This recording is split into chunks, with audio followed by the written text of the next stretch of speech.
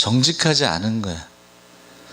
사례비 외에 가져가는 게 많아요. 그래서 제가 부목사로 있을 때도 보면 사무총회 책을 만들잖아요.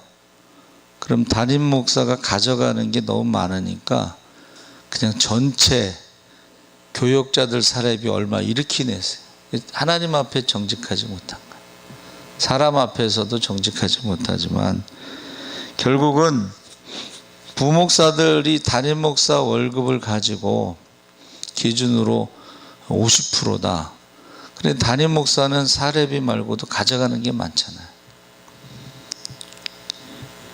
그걸 지금 이제 강조하는 거예요. 여러분, 평등과 공평이 다르다.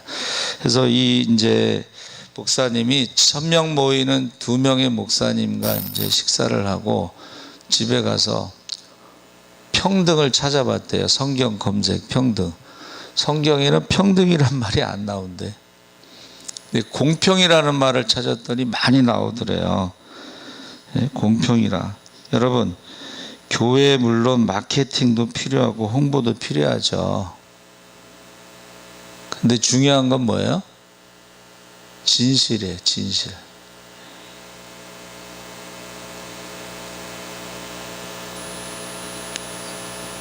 그래서 사모님들이 모여서 목사님들 자랑을 했대요.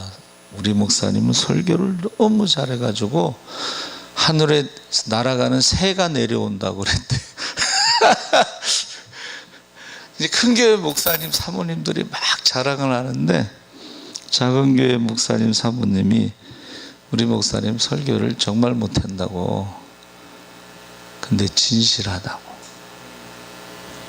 거짓말하지 않는다.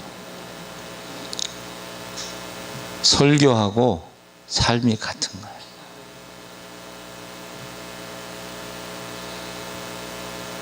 여러분, 저와 여러분이 제가 늘 강조하는데 신앙이 먼저냐 정직이 먼저냐? 정직이 먼저입니다. 정직하지 않은 신앙은 가짜예요. 그러니까 하나님 앞에, 사람 앞에 속이는 거예요. 아, 우리 교회 목사님은 부목사하고 월급이 같다고. 다른 얘기는 안 하고. 그래서요, 이제 국민일보나 이런 데서 조사한 게 있어요. 왜 그렇게 담임 목사를 목숨 걸고 하려고 그러냐? 대통령보다 낫다는 거예요. 대통령보다 낫다.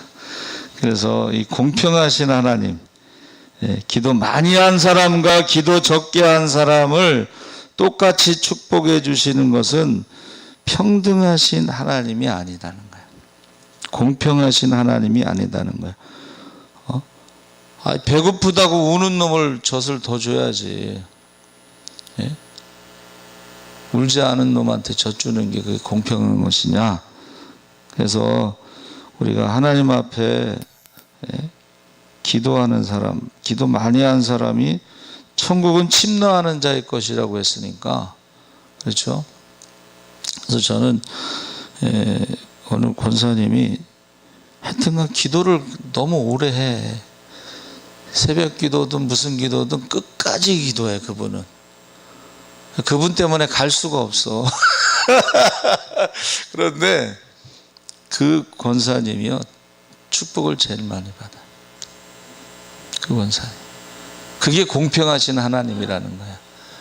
기도 안 한 사람이나 한 사람이나 똑같이 주는 건 공평하신 하나님이 아니시라는 거죠. 그래서 우리가 아까 나라는 그 복음성가에 뇌성마비 송명희 시인이 몇 미터 떨어진 용병기에 앉기 위해서 온몸이 부르르 떨리고 땀이 범벅이 되고 용변을 극도의 인내를 참으며 엄청난 사투를 벌인다고 합니다. 그녀가 하나님 감사합니다 라는 한마디 말을 하려면 온몸 전체의 힘을 목에 싣고 숨을 크게 들이마신 후에야 간신히 띄엄띄엄 그 말을 할 수 있다고 합니다.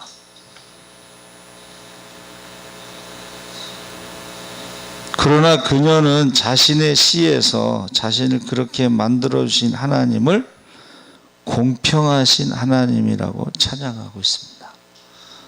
우리 복음성가 좀 전에 했죠. 가진 재물 없고 가진 지식 없고 가진 건강 없고, 그런데 나는 남이 없는 것을 가지고 있다.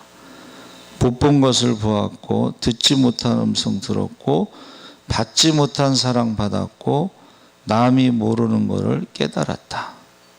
그러니까 공평하신 하나님은 어떤 하나님이냐? 남이 가진 건 없지만 공평하신 하나님은 남이 없는 것을 갖게 하셨다. 이게 공평하신 하나님이라는 거예요.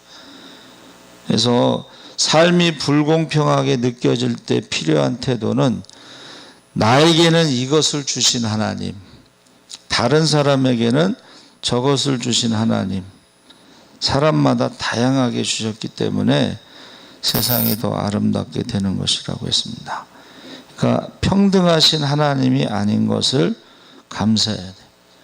무슨 공장에서 물건 찍어내듯이 똑같다 그러면은 거기에 무슨 아름다움이 있고 조화가 있고 그렇게 써요. 예? 똑같은 예? 강남에 지나가면 똑같은 여자들이 많이 지나간대. 예? 어머니 나를 낳으시고 선생님이 나를 만드셔서 똑같은. 그래서 연예인들 보면요 비슷한 사람이 많아서 헷갈릴 때가 있어요. 예. 그래서 그것은 공평하지 않다. 자, 우리가 공평에 대해서 어떤 태도를 가져야 될까? 네 가지를 생각해 볼 수가 있는데, 첫째는 자기 자신의 길을 더욱 살펴야 된다.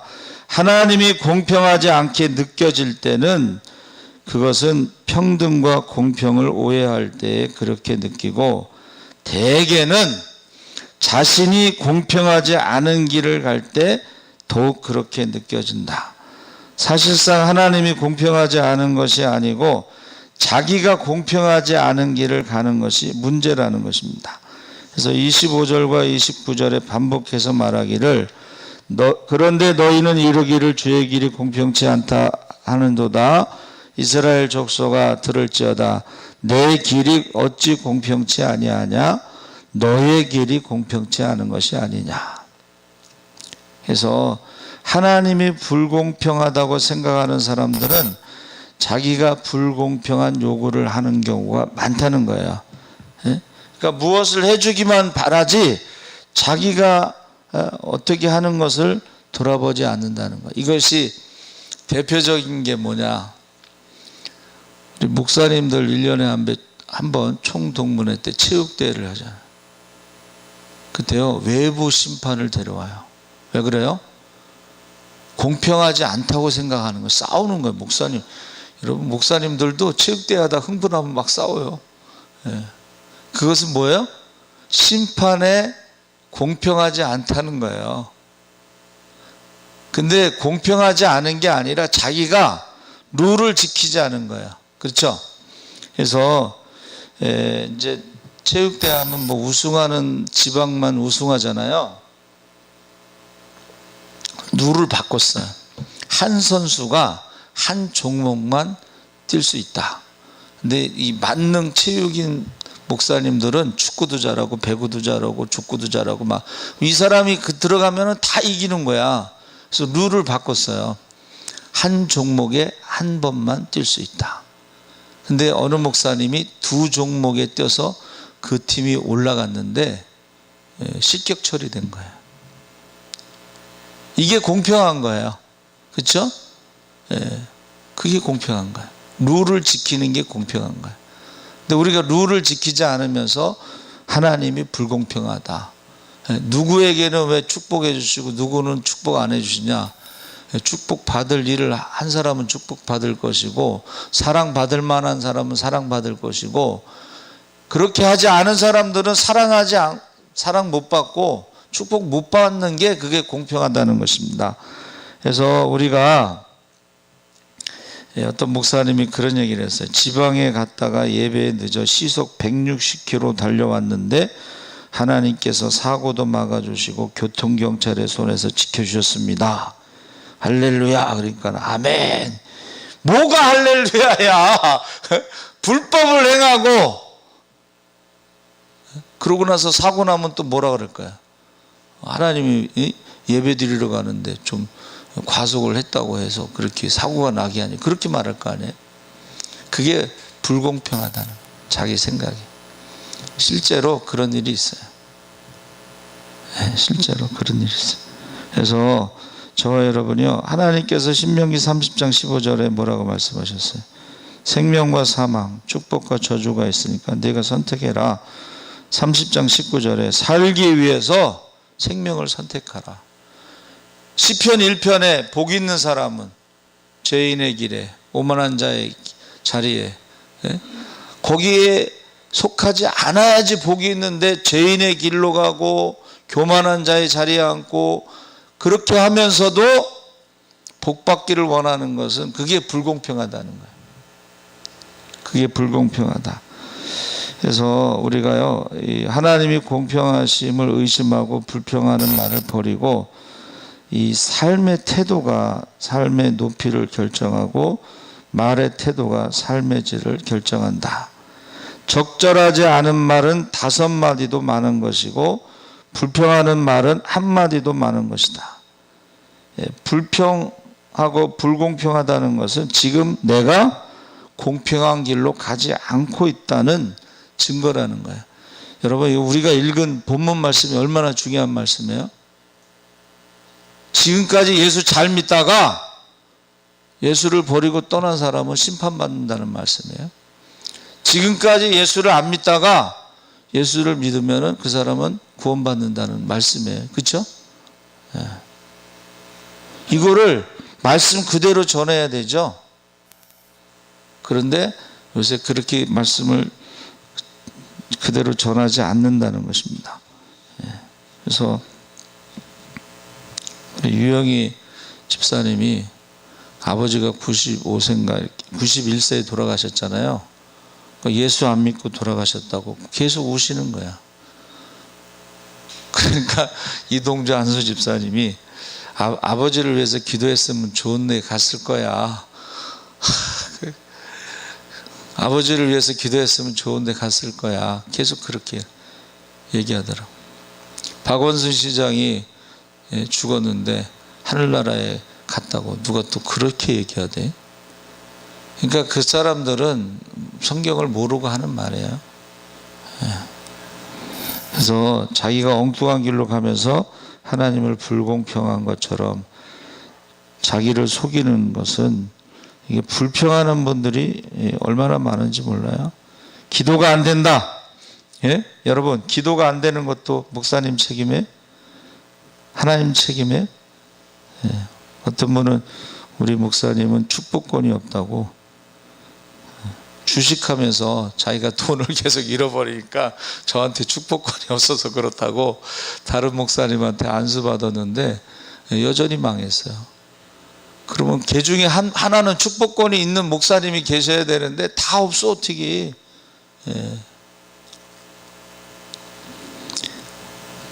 그러면서 이제 제가 주식, 당신이 벌어서 주식하는 건 상관없지만 남이 번 돈으로 주식하지 마라.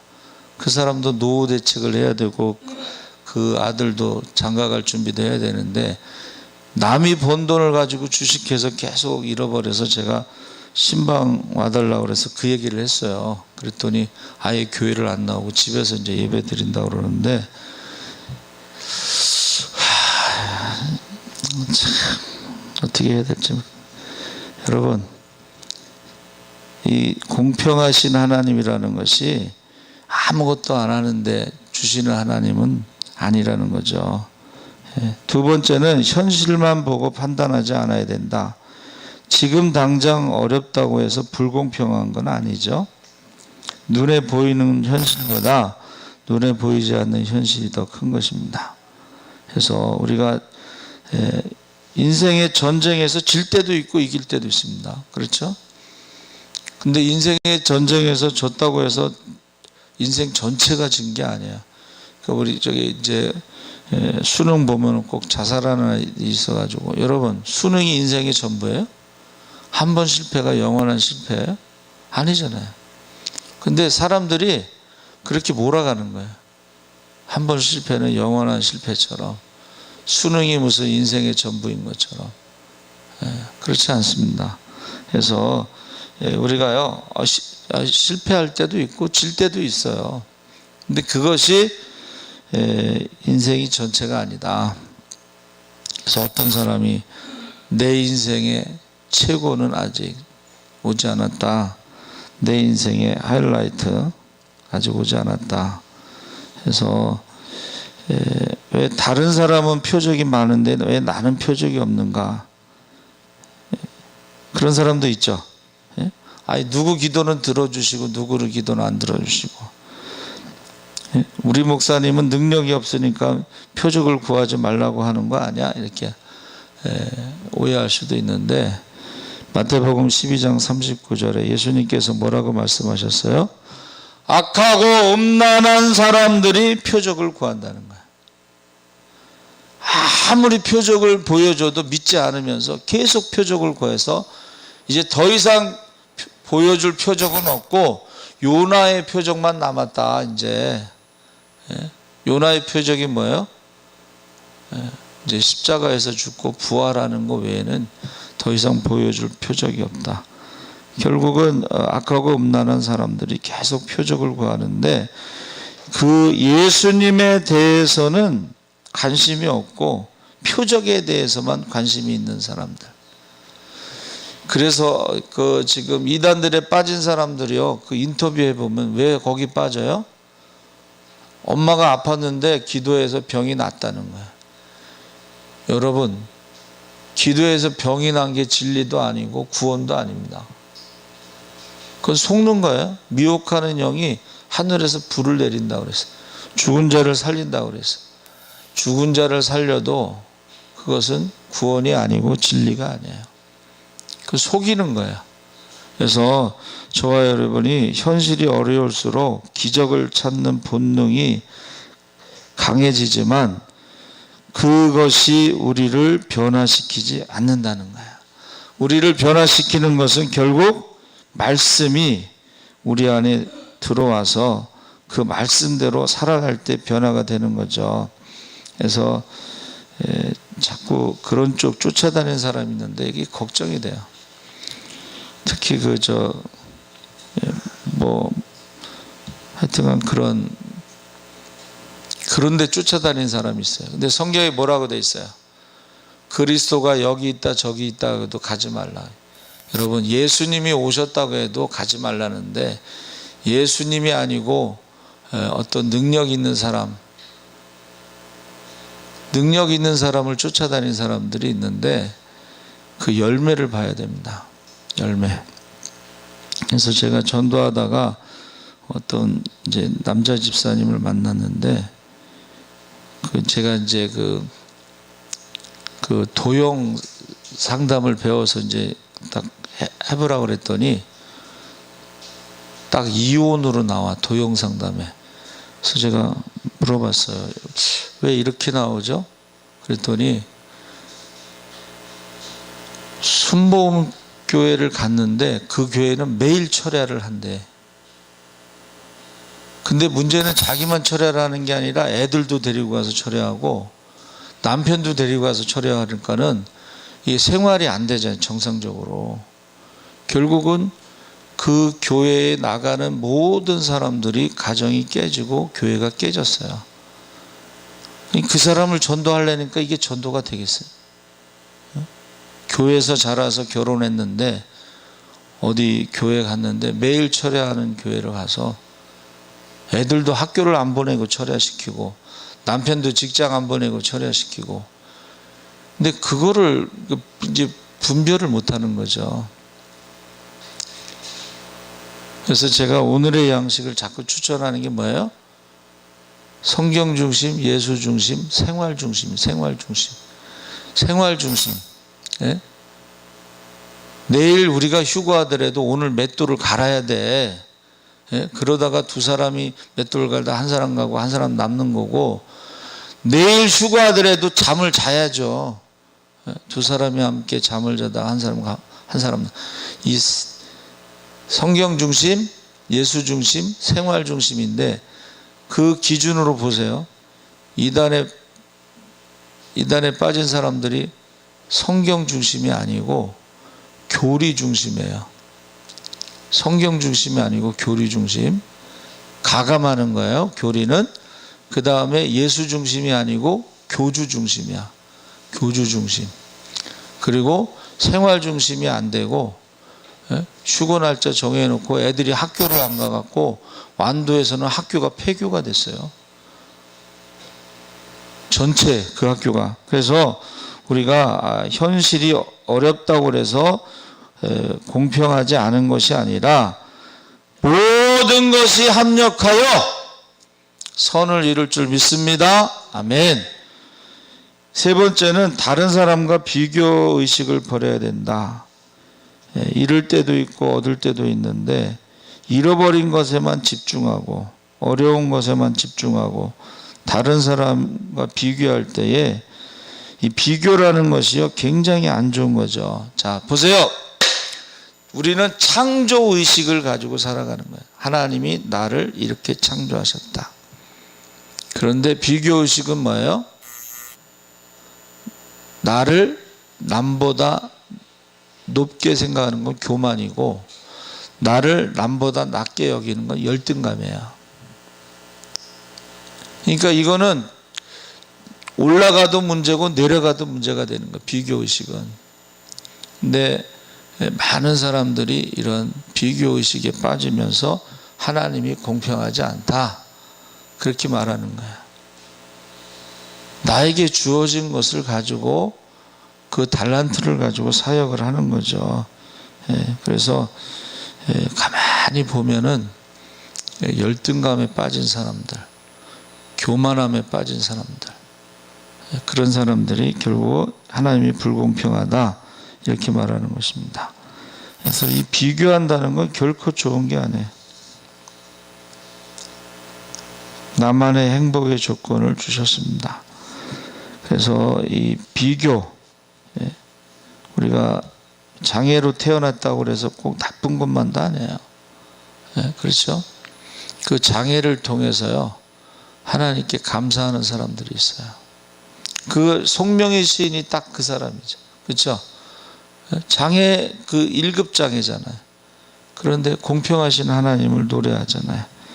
그래서 우리가 주어진 현실에 대해서 좀 더 생각하고 은혜에 대해서 감사하고 찬양해야지 비교해서 없는 것.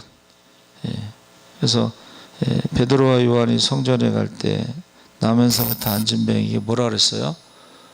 은과 금은 내게 없다. 없는 거 가지고 가서 맨날 불평하고 불만을 가질 필요가 없어. 내게 있는 것으로 내게 준다. 나사렛 예수의 이름으로 일어나라. 할렐루야. 이거 없는 거 가지고 해봤자 승부가 나지가 않아. 여러분, 우리가 뭐 단점을 고칠 수 없어요. 장점을 살려야지 이길 수 있지 단점을 고칠 수 없습니다. 그러니까 은과 금은 없다.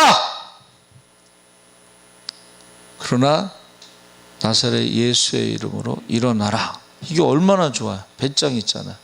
자신감이 있잖아요. 그렇죠?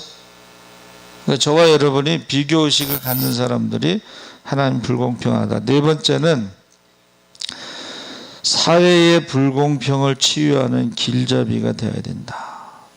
그러니까 사람들에게 우리 예수 믿는 사람들이 다르다. 범사에 감사하라. 이거 세상 사람들은 이해 못하는 거지만 어떻게 범사에 감사하냐? 저희 집 가훈이 범사에 감사하라는데 우리 애들이 맨날 어렸을 때 범사에 감사하라. 우리 집 가훈이 뭐지? 범사에 감사하라. 그래 놓고는 근데 어떻게 범사에 감사할 수 있어요? 이렇게 질문을 해요. 그래서 제가 대답을 뭐라 그러겠어요? 성경에 나와 있잖아요. 예수 안에 있으면, 할렐루야, 예수 안에 있으면 범사에 감사할 수가 있다. 예수 안에 있으면 범사에 감사할 수가 있어요. 그게 성경에 나와 있는 답입니다. 그래서 내가 가진 것을 가지지 못한 사람에게 나누어 주는 것, 이것이 공평함을 이루어가는 것이다. 그러니까 안 믿는 사람들이 볼 때는 참 이해하기 어려운 것들이 많아요. 예수 믿는 사람들이 가난한 사람이 많은데도 나누어 줄 줄 알아. 그래서 유명한 그 히틀러 유대인들이 감옥에 있을 때 주먹밥의 11조, 이거는 세상 사람들, 여러분 보세요. 감옥에 있으면은 어떻게 돼요? 사람들이 강팍해질 수가 있잖아요.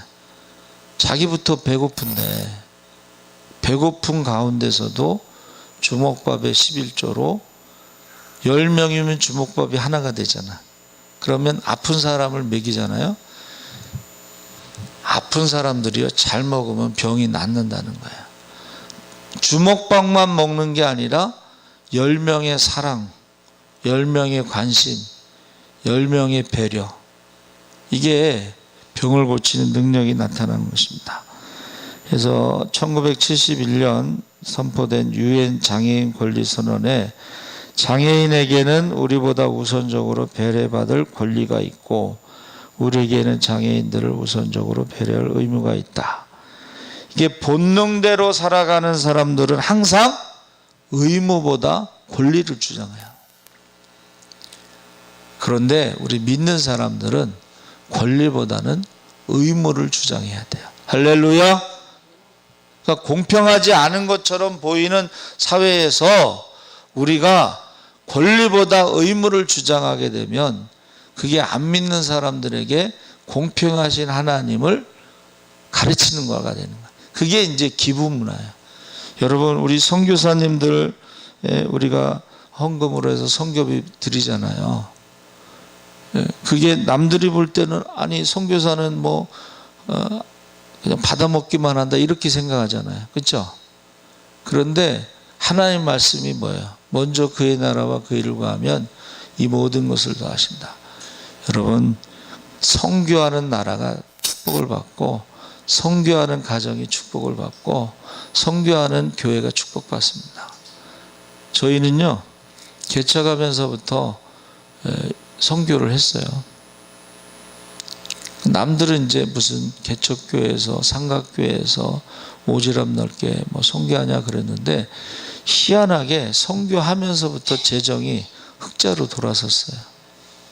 그래서 우리는 작은 교회의 희망이고 개척교회 모델이 되는 거예요. 개척에서 선교하는 교회가 많지 않잖아요. 계속 선교비를 받기만 하지. 그래서 우리가 사회에 공평하신 하나님은 이런 거구나. 자기가 받은 것을 나누고 섬기면서 이게 공평하신 거구나 하는 것을 가르쳐 줄 필요가 있다는 것입니다.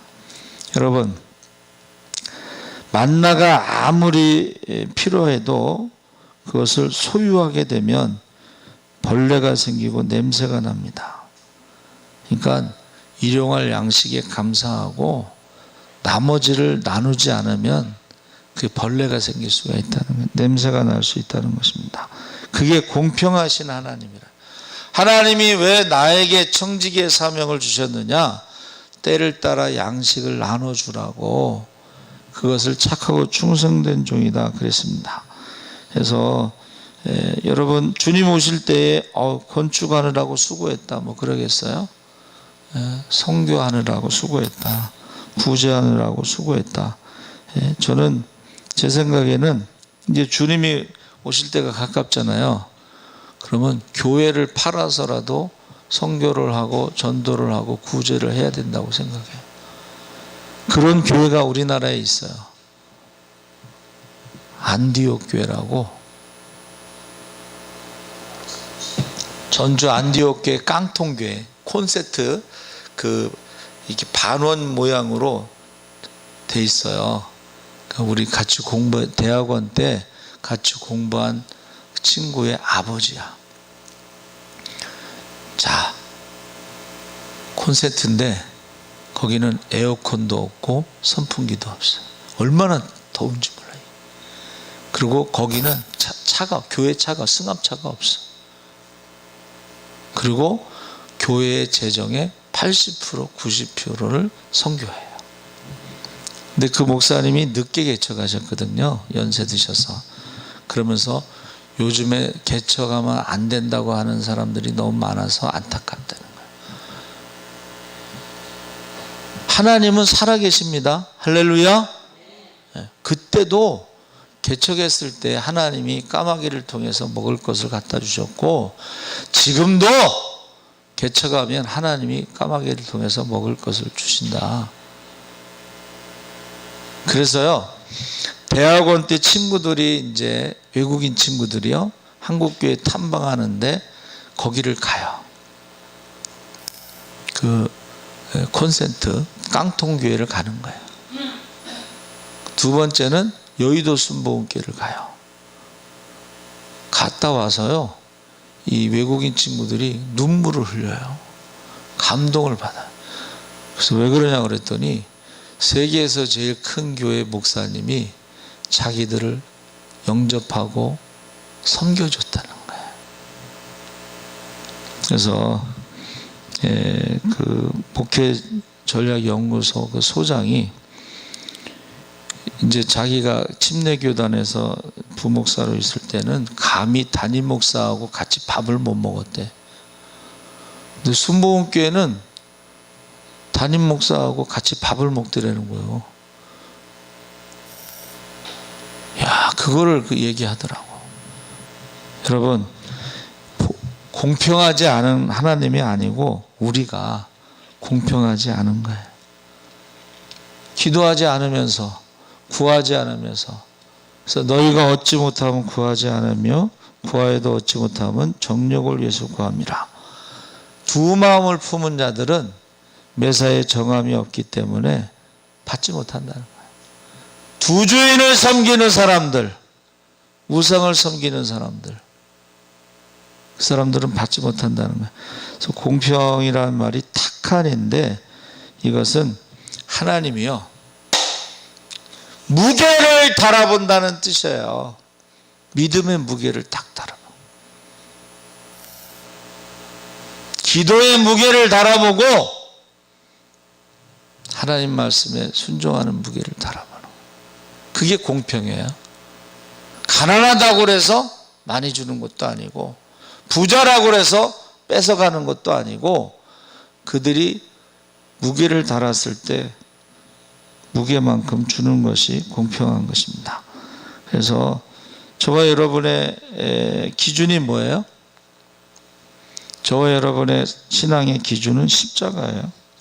그렇죠?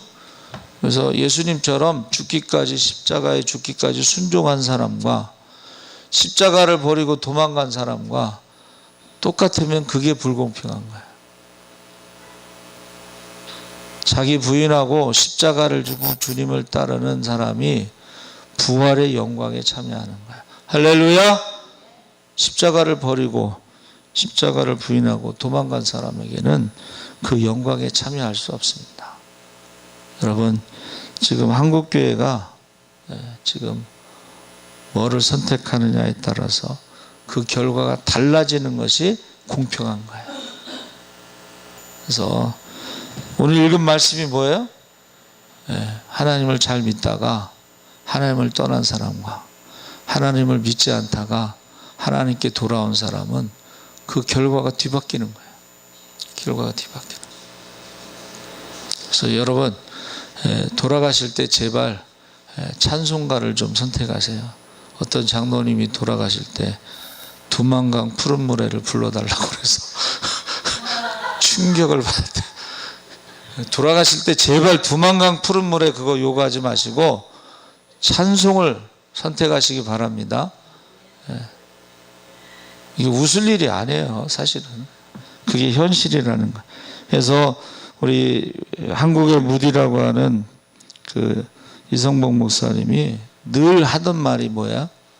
지옥에 가면 목사, 장로, 권사가 많다. 그 사람들이 하는 말은 그때 잘할 걸, 그때 기도할 걸, 그때 사랑할 걸, 그때 용서할 걸, 그때 섬길 걸, 지옥에서 하는 말이 전부 껄껄껄껄껄껄이라 그랬어요. 천국에서 하는 말은 뭐래요? 제가 언제 주님을 섬겼습니까? 그랬더니 지극히 작은 자에게 한 것이고 나에게 한 것이라. 이웃이 예수님처럼 보이시기 바랍니다. 섬기시기 바랍니다. 살아계신 하나님 아버지 감사합니다. 삶이 불공평하게 느껴지는 것은 하나님이 공평하시지 않은 것이 아니라 우리가 공평한 길로 가지 않는 것입니다. 우리가 하나님 앞에 사람 앞에 정직하고 진실한 것이 중요합니다. 하나님, 공평하신 하나님을 우리가 찬양하게 하시고 우리가 하나님 말씀대로 구하게 하시고